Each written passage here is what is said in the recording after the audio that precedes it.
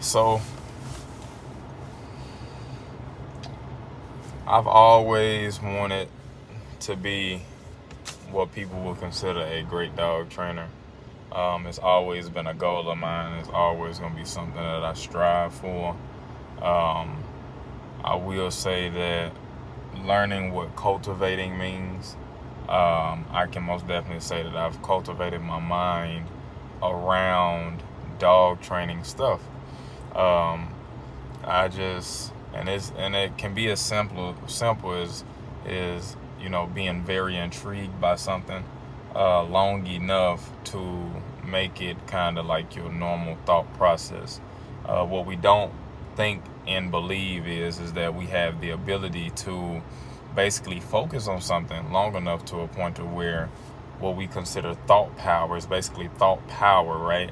Is the ability to think along the lines of something, no matter what that is, and attract like thoughts. The reason why we have bad thoughts and the reason why we feel like that we're failures, the reason why things don't happen in our life the way that we want to, is because we block our brain off, right? We block our brain off from even getting that far. Your brain is only going to perform based off of what you give it.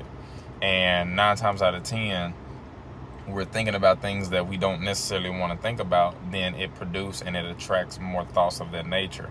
So to be honest with you, I like the more that I learn about this stuff about the brain, the more it makes sense on how I'm able to do the things that I'm able to do with dogs.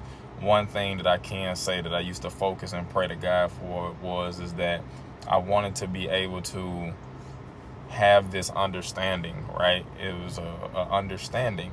I want to have this understanding that if somebody was to look at my work or talk to me, then I stand out. That was something that I focused on, and that was something that I got.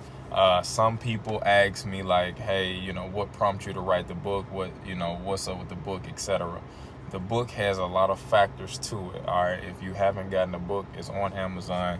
It's Understanding the Dog's Mind Through Survival and Comfort. Either you can get the book through looking that up on Amazon, or you can just search my name, Calvin Wilburn.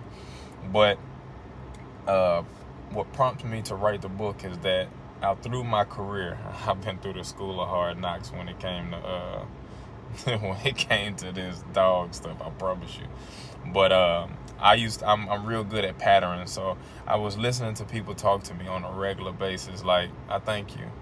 How you care about the dogs? Thank you so much. And if y'all got questions, I'll find out a way. Okay, okay. If y'all got questions, I'll find a way how to like answer them. Okay, I see them now. So I heard people like saying the same stuff over and over and over and over and over and over again. It was like repetitive, and I started to see that there was a trend in the certain questions that people ask. And me being who I am, I like, I'm real into the dog. I'm super into the dog, and I started seeing that it was the lack of knowledge that people had when it came to dogs. It was how they want to treat the dog versus the way that the dog needs to be treated. We think that we love our dogs. We think we do all this. Actually, we know that we love our dogs, but we kind of go about them the way that we go about people, and that's what hurts our relationship with the dog. Yes, the dog is happy. Yes, the dog wags his tail, but the dog may have problems in certain situations, in certain environments, due to the miscommunication. Okay, it's miscommunication, and we don't necessarily see that.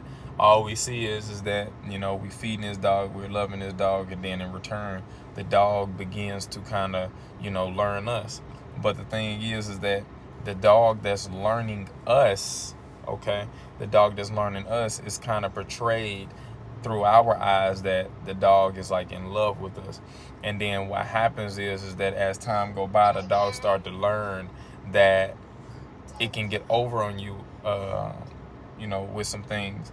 And like I like to give this example. I say, if your dog love you so much, then why don't it listen to you? It's something that's there that we're not necessarily aware of, and that's what we got to get through to our dogs is to raise our awareness, so the dog can respond accordingly. So yeah, so learning all of this stuff about the mind, man, I can most definitely make associations. I can really like see where, you know, the more I started thinking about things, the more ideas that was popping up, the more things started to make sense. I listened to one speaker say that you have the answers. It's just people don't never spend time enough to get the answers from themselves. And I used to think about that all the time, and I'm like, dang, it's been a lot of situations where I haven't even like experienced, certain situations that people, had problems with in the past. I haven't experienced that because my lifestyle is different, but through me like cultivating my mind around dog training, cultivating my mind around like just dog behavior, I was able to, and I am able to give people answers and give them scenarios just because my overall like wish is that I could basically understand this animal to another degree. And that's what, cultivating is really stood out to me, because it doesn't matter what you want to do, it don't matter what you want to be, it don't matter what you're trying to accomplish. Cultivating, getting used to something. The reason why people feel uncomfortable, hey big boy, the reason why people feel uncomfortable in certain situations is because their mind isn't used to the thing that they're trying to figure out. So therefore, discomfort happens. So when discomfort happens, we kind of like, our mind kind of like shut us down, and it makes us think about